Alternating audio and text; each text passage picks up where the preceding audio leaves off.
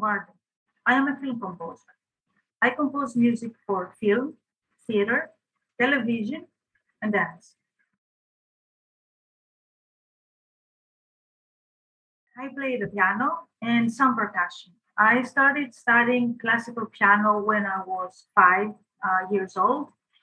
We had in my house my grandmother's piano, an incredible German made piano from 1917 that I started exploring as young as 4 years old. And at 5, I started studying with a piano teacher. I played proficiently, but I never considered myself as a performer. I have always been interested in just composing and I guess enjoying other musicians perform my music.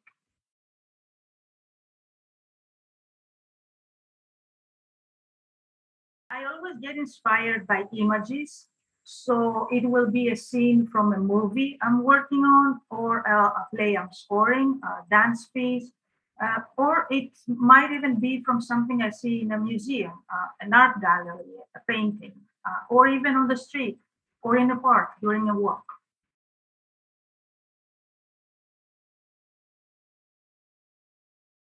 I was introduced to film music at a very young age when my mother took me to watch the animated film Fantasia by Disney.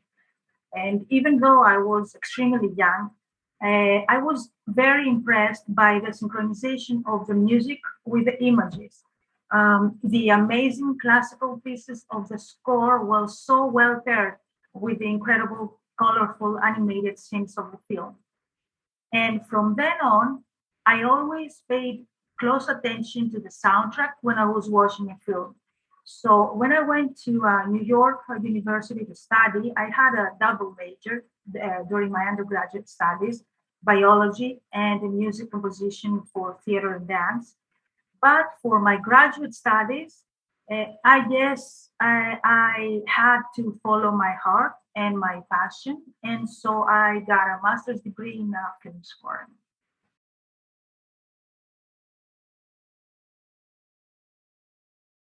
When I write music, it is for film or theater. So I have to write fast and also be able to edit quickly and easily because my job in the film or the play comes towards the end. That is during the post production. The deadlines are very close by. The changes in the music use have to be made really fast, mostly within hours. So, for all these reasons, I have to use music software to write. Plus, I constantly exchange files with the editor of the film, with the post production facility where all audio post production takes place. That is sound effects, dialogue, and music mixing. I use Pro Tools and Sibelius, which is the universal, I would say the standard software when working in the cinema.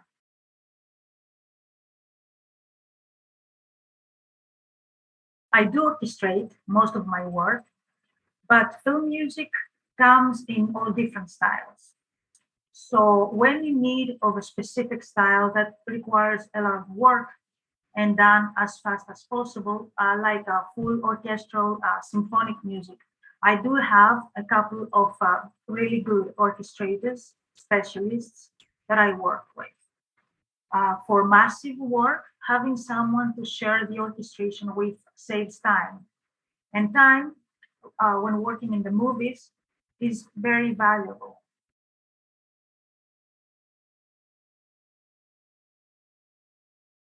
I mostly do, even though when recording large ensembles, I prefer to have someone else conduct.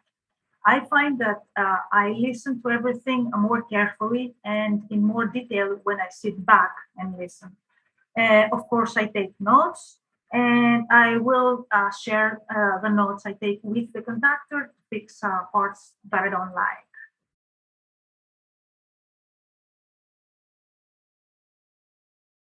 I do use ethnic instruments when needed, and as a matter of fact, I did have to many times. I do like to write them down on the score but I do give the performer some freedom to improvise and give me a better, more authentic, I would say, interpretation of my score. I understand that they know much better than me their instruments' possibilities and peculiarities. And if I let them put into the performance some of their expression and creativity, I will get a much better outcome. In general, I like to work together with the players, and I always listen to any suggestions they may have. I'm actually working on a score right now that includes Oud, Santur, and Darbuka. And I can tell you there's definitely going to be some improvisation involved.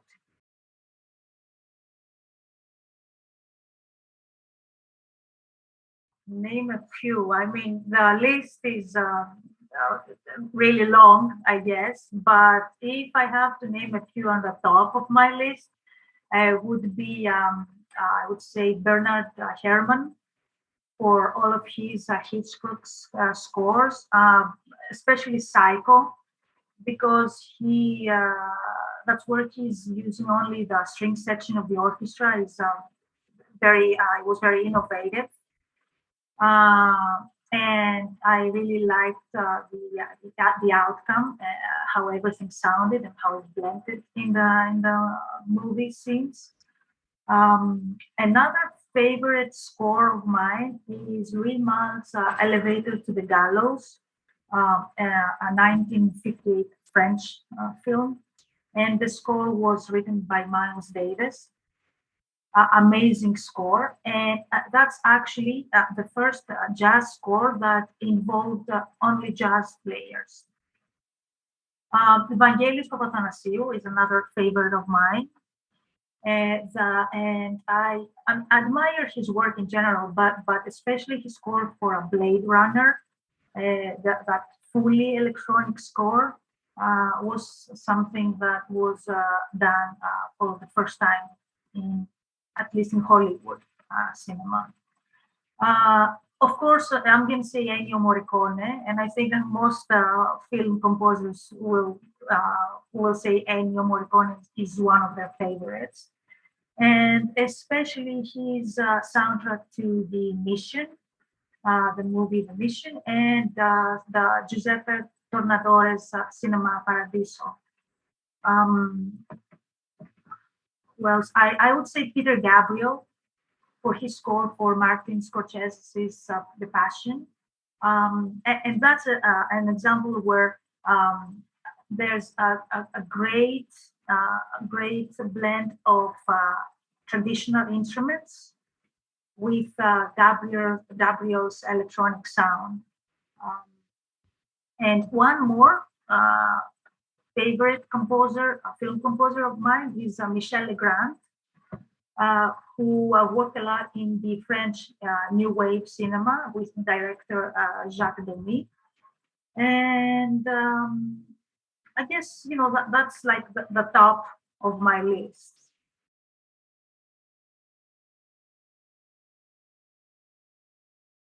What I'm working on now, my next project, is a feature film, a creative documentary written and directed by Turkish director Bernard Cenkal. Kim Mihri, translated in English, Who is Mihri, combines live interviews, animation sequences, and archive footage to tell the extraordinary story of Mihri Rasim, the first female painter in Turkey that made a living as a professional painter. She was born in 1886, and in the early 1900s, she traveled in Europe, Rome, and Paris for further education, and helped co found the first fine arts school for women in Turkey in 1914. In the late 20s, 1920s, she moved to New York, where she lived, worked, and exhibited her work. Painted portraits of prominent public figures such as Ataturk, Roosevelt, Edison, and many more. She is of great importance because she was a pioneer in her field and stood up for women's rights and equality in fine arts education in very challenging times. And I would say that even though she is a historical character, The story is quite temporary because Mihri was a pioneering woman, an ambitious artist, and an immigrant. The score for the film blends Western music and, in specifically, jazz and Eastern music, and the use of electronic sound with traditional Eastern instruments like the oud, santur, darbuka turka.